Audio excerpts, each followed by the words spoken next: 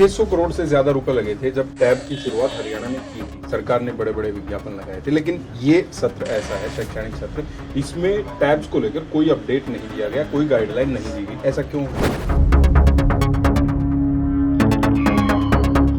प्रक्रिया पूरा करने में जो टाइम लगेगा वो लगेगा।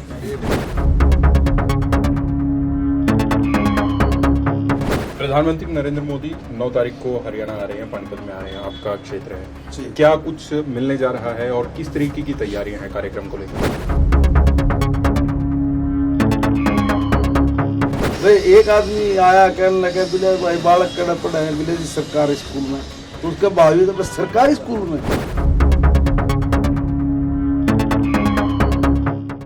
नमस्कार, मैं हूं देवेंद्र, आप देख रहे हैं दैनिक सवेरा टीवी। हरियाणा के शिक्षा मंत्री महिपाल ठांडा मेरे साथ हैं, बात करते हैं।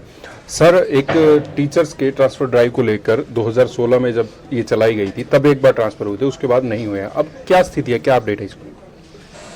एक बार इसको स्टडी कर रहे हैं, स्टडी करके इस पे मुख्यमंत्री जी के साथ बैठ के बातचीत को करके इस पे कोई डिसीजन लेना है जो भी वो हम लोग लेंगे, मगर अभी इसमें थोड़ा समय लगेगा। तो क्या इसको लेकर कोई अधिकारी से बात हुई है? कितने दिन में ये हो जाएंगे? अभी करेंगे। एक कॉलेजेस में 2500 से ज्यादा पद खाली हैं, हालांकि आपने उसकी प्रक्रिया शुरू कर दी है। कब तक हो जाएगी जो भर्ती करने हैं?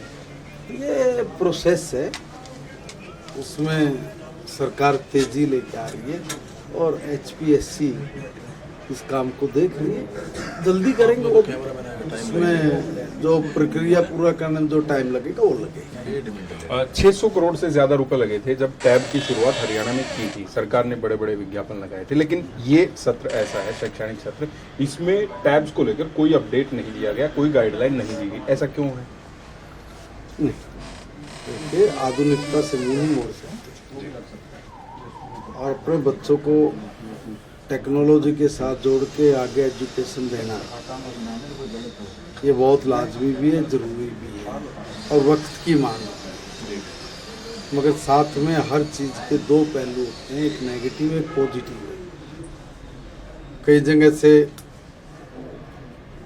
दूसरा जो पक्ष है, एक नेगेटिव जो पक्ष है, उसमें भी कुछ चीज़ें सुनने को, समझने को, देखने को मिली हैं।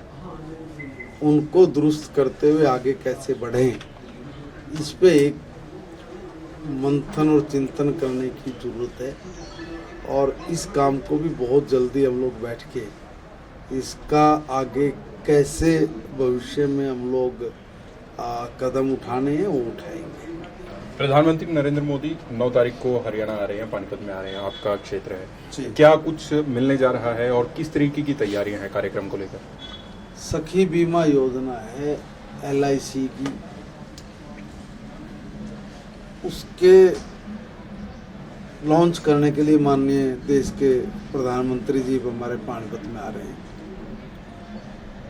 हमारे प्रदेश की महिलाओं में बहुत जोश है, बहुत उत्साह है कि इस देश में बरसों बाद कोई एक ऐसा नेता आया जिसने महिलाओं का सशक्तिकरण करने के लिए, महिलाओं का सुदृढ़ीकरण और महिलाओं को आर्थिक रूप से स्वतंत्रता के रास्ते खोलना, वो अपने पैरों पे खड़ा होकर इस देश को एक विकसित देश बनाने में अपनी भूमिका निभाए और वो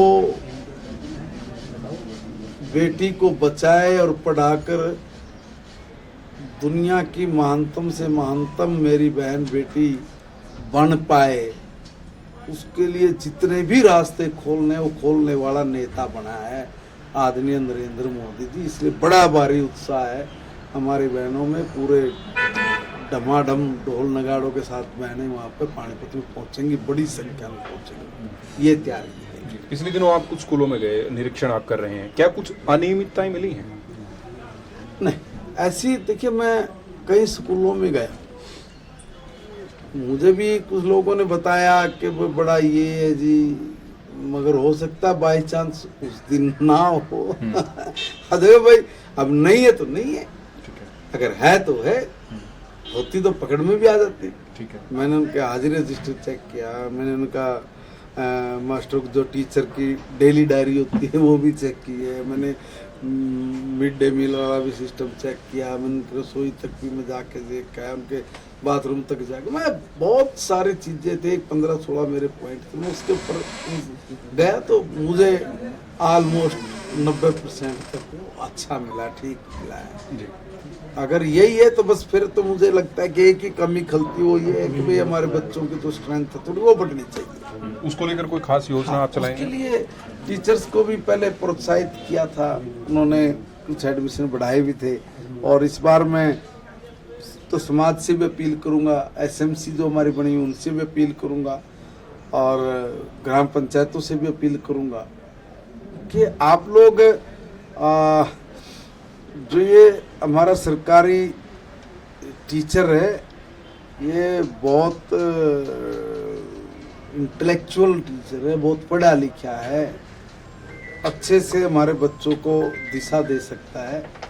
आप प्राइवेट स्कूल में जाए कोई विरोध नहीं है, मगर एक जो सरकार की व्यवस्था है उस व्यवस्था में भी आप शामिल होइए, और अगर आप उसमें शामिल होंगे तो जो कई बार ये हो जाता है भाई महंगी एजुकेशन ये तो उसका विकल्प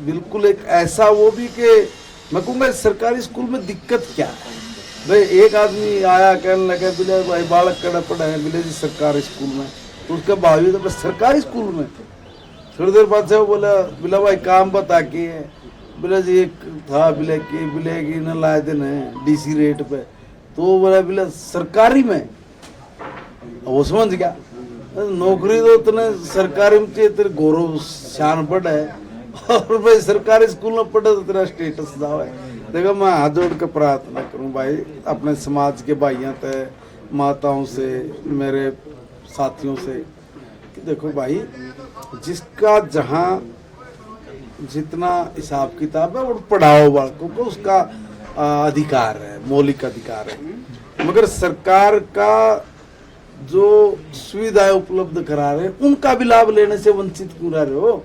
ठीक है। कोई कम नहीं है, सब चीजों में अव्वल है, उसका भी लाभ लो। मैं तो इतनी बात कह रहा हूँ। चलिए बहुत बहुत शुक्रिया। महिपाल ढांडा हरियाणा के शिक्षा मंत्री मेरे साथ है, कई मुद्दों पर उनके साथ बात की। मैं हूं देवेंद्र, कैमरा के पीछे मेरे सहयोगी जसविंदर शर्मा। नमस्कार।